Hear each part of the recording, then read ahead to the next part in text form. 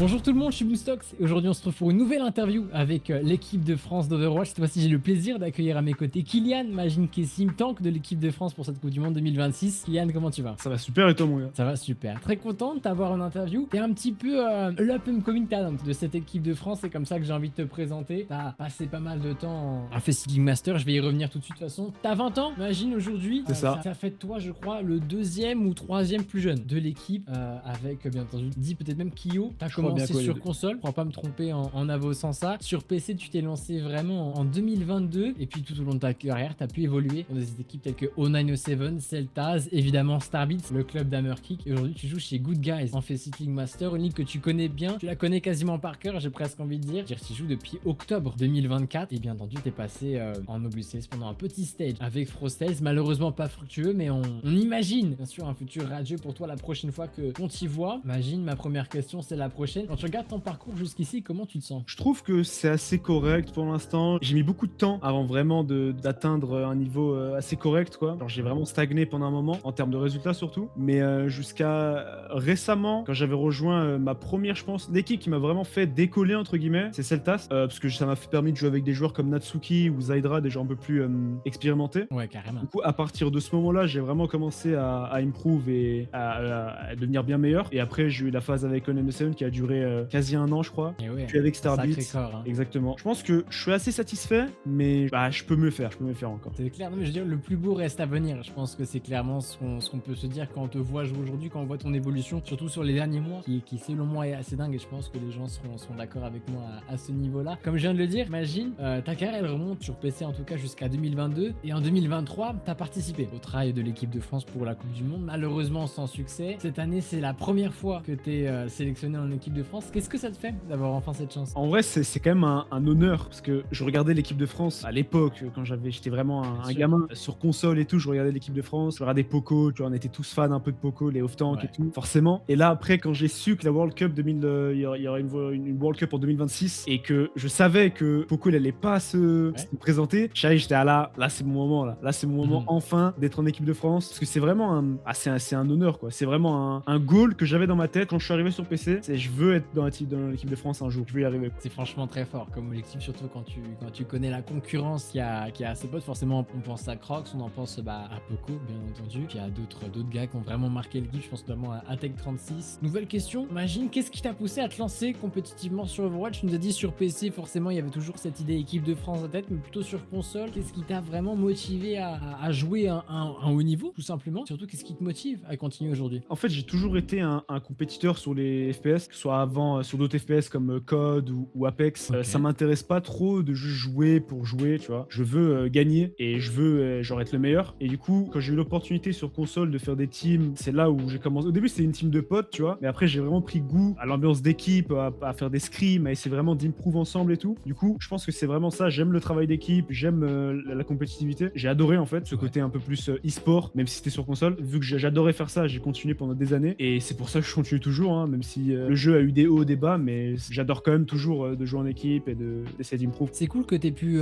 vivre la compétition sur d'autres jeux. Tu le dis, tu as toujours été un compétiteur. En tant que bon compétiteur, forcément, les beaux résultats, ça te plaît. Imagine, j'en doute pas. Et forcément, ça s'est vu dans l'Holland Qualifier, où concrètement, c'est une énorme réussite pour toi dans un premier temps, mais aussi pour le reste de l'équipe. On commence très fort avec victoire 3-0 face à l'Espagne. Est-ce que tu peux me parler de l'état d'esprit avec lequel toi et les autres vous êtes allés dans ce match? En fait, on était tous confiants, genre globalement, parce qu'on a un groupe qui marche très bien avec l'équipe de France. On a des très bons joueurs à chaque poste. Moi, plus individuellement, avec René, on avait un plan qui était fixé. J'étais confiant de mon match-up contre Santi, contre le tank adverse. Je suis meilleur qu'elle normalement. Si je joue bien, j'étais confiant. Je me suis répété ça. J'ai pas pris de pression et juste j'ai suivi le plan qu'on a prévu avec René et ça a déroulé, quoi. Il y a quand même un aspect mental. Du coup, tu dis, tu t'es répété ça. C'est que vraiment, tu sais quoi, tu t'es placé devant le miroir et tu t'es motivé tout seul. Est-ce qu'il y a eu un travail peut-être avec les coachs, Renéga, ou même un coach mental? Il y a eu bien sûr du travail avec Tarteg dans le côté où il faut avoir confiance en soi et aussi avoir confiance en ses teammates aussi, c'est important. Mais moi, plus juste avant le match, tu vois, avoir 2-3 minutes où, tu sais, je mute même le Discord, où je relaxe un peu, parce que je savais qu'en plus, c'était le match le plus important de la poule. C'est clair. C'était le premier. C'est clair, ouais, c'était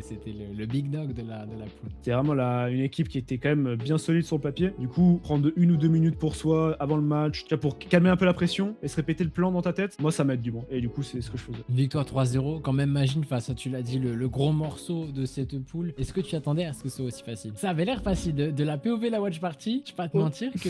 La première map, on était un peu dans le flou. Parce qu'on s'attendait à une comp, au final, ils l'ont pas joué. Ils ont joué une comp que, genre, en soi, ça nous arrangeait, nous, parce qu'on s'attendait pas à ce qu'ils jouent la 4 Bastion. Mais on était en mode bon. On est très à l'aise sur la 4 Bastion avec l'équipe de France, donc ça nous va très bien. La première map, c'était un peu le test pour voir, prendre la température, voir est-ce qu'ils sont si bons que ça, est-ce que ça va être vraiment dur, ou est-ce qu'on va les dérouler. Et après la première map, quand j'ai vu qu'on avait déroulé, j'étais vraiment confiant en mode ok, on est bien meilleur qu'eux en fait. Ça se passera très bien. Si on suit le plan, il n'y a aucun moment où on perd. Le plan a été suivi si bien que vous avez réussi à suivre forcément les plans qui sont venus face à la Pologne, face à l'Irlande, puisqu'en effet, le week-end suivant, vous l'emportez 3-0 face à ces deux nations. Même question, comment tu te sentais avant le match et qu'est-ce que ça fait d'avoir réalisé une première partie de Coupe du Monde absolument ou quasiment parfaite en fonction des points de vue pour ta première sélection en équipe de France, imagine. C'est compliqué de rêver mieux honnêtement, que des victoires, aucune défaite, des matchs très one-sided de notre côté.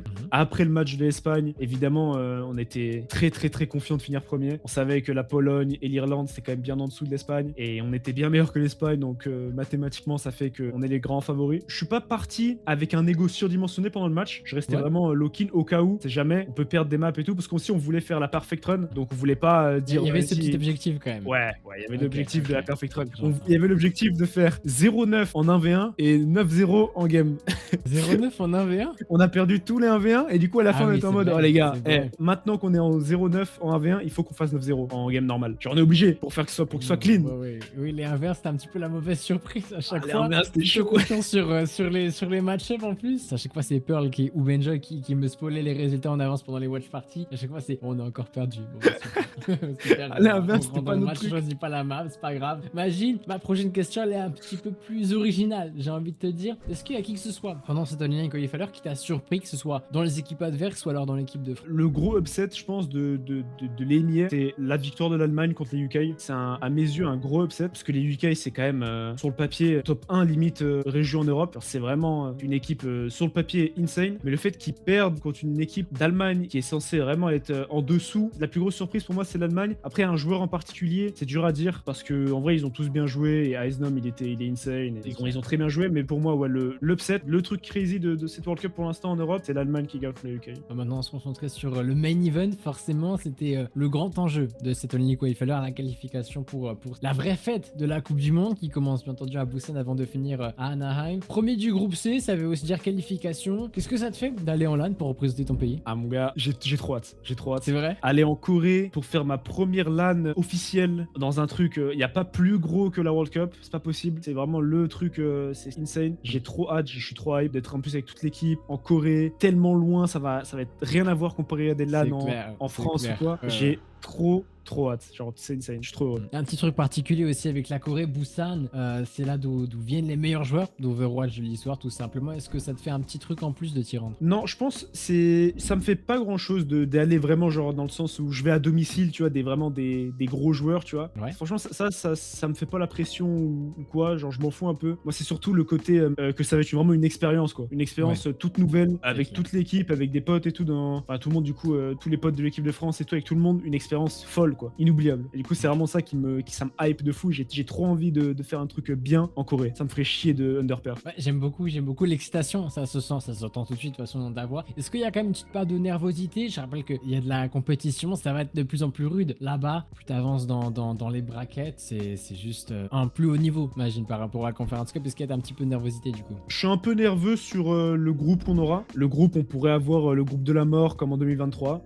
où on pourrait avoir un groupe beaucoup plus chill. On verra, je peux pas le décider ça. Mais hormis ça, je suis assez confiant qu'on arrivera à s'en sortir dans le groupe. Je pense que on est très bon avec l'équipe de France et que à part 5 nations dans le monde où vraiment ce sera très compliqué, le reste, je serais confiant qu'on peut le gagner, clairement. Donc la nervosité, juste sur le facteur X qui fait que peut-être on aura Saoudi, Corée et Chine dans notre groupe et on peut rien faire, tu vois. Après, et ça, l'avantage, c'est on est sidin du groupe C, c'est normalement un avantage. Je crois que la Chine est seed 2 Par contre, ça c'est possible de tomber dans le même dans le même Il y a des groupe trucs qu'eux. bizarres. Et c'est ouais, il y a des trucs bizarres, il y a des trucs bizarres. Imagine, c'est quoi l'objectif concrètement pour ce main event? Ah, c'est la BlizzCon, 100%. Il n'y a pas d'autre objectif, c'est la BlizzCon. Je serais déçu si on se qualifie pas. Moi, comme j'ai dit, je pense vraiment qu'on peut faire un vrai bon top. On peut se qualifier à la BlizzCon et on finit pas 8ème, à mes yeux. J'aime beaucoup ces idées. Qu'est-ce que ça signifierait pour toi de te qualifier avec la France pour la BlizzCon? Ça signifiera que ce sera mon plus gros achievement sur Overwatch de très très loin. Ce sera complètement insane. Aussi, ce serait vraiment une occasion pour moi de vraiment step up. Que je pense que tu t'améliores vraiment beaucoup plus quand t'es un peu l'underdog, tu vois, et que c'est des moments un peu de pression, des offies et tout. Je pense que tu t'améliores vraiment beaucoup plus que quand c'est juste des scrims. Aussi, la fierté que ce serait pour moi en tant que joueur de me dire que l'équipe de France, par exemple, la dernière fois, on a loupé, on a foiré d'aller en BlizzCon, malgré le fait qu'on avait un groupe compliqué, etc. Bien sûr. Moi, en tant que joueur, je serais très fier de me dire que là, avec l'équipe de France, avec Majin, on a réussi à aller à la BlizzCon. Et là, je serais trop fier de moi. Avec Majin, j'aime beaucoup, j'aime beaucoup. Il y a un autre gros événement avant de la BlizzCon, avant Busan. En France, d'ailleurs, c'est forcément l'eSport World Cup. Est-ce que ce genre d'événement, surtout ceux qui se déroulent aussi près de chez nous, alors toi, forcément, je crois que t'es lyonnais, Majin, je crois pas me tromper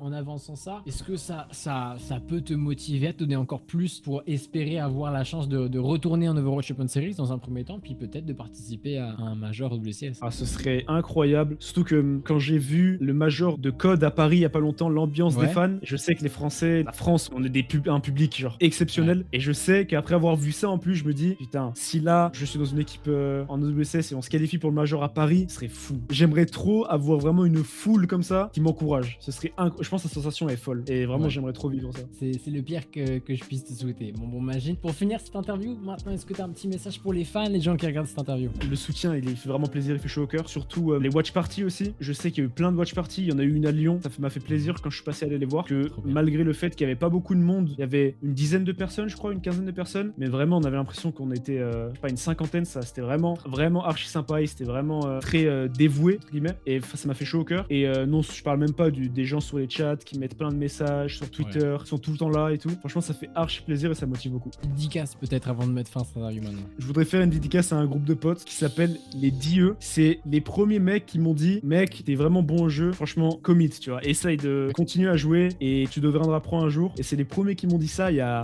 8 ans, quoi. Vraiment, il y a vraiment longtemps. Très, très, très longtemps. Et du coup, gros big up eux. T'avais 12 ans, t'avais 12 ans, c'est un truc de dingue. C'est un truc de dingue. Vraiment, écoute, grand respect aux DIE. Du coup, merci beaucoup à toi, Majin, de m'avoir rejoint pour cette interview. Merci beaucoup à vous, les viewers, d'avoir regardé cette interview. C'était Boomstocks pour l'équipe de France d'Overwatch, rejoint par Majin. Prenez soin de vous, prenez soin de vos proches et à la prochaine.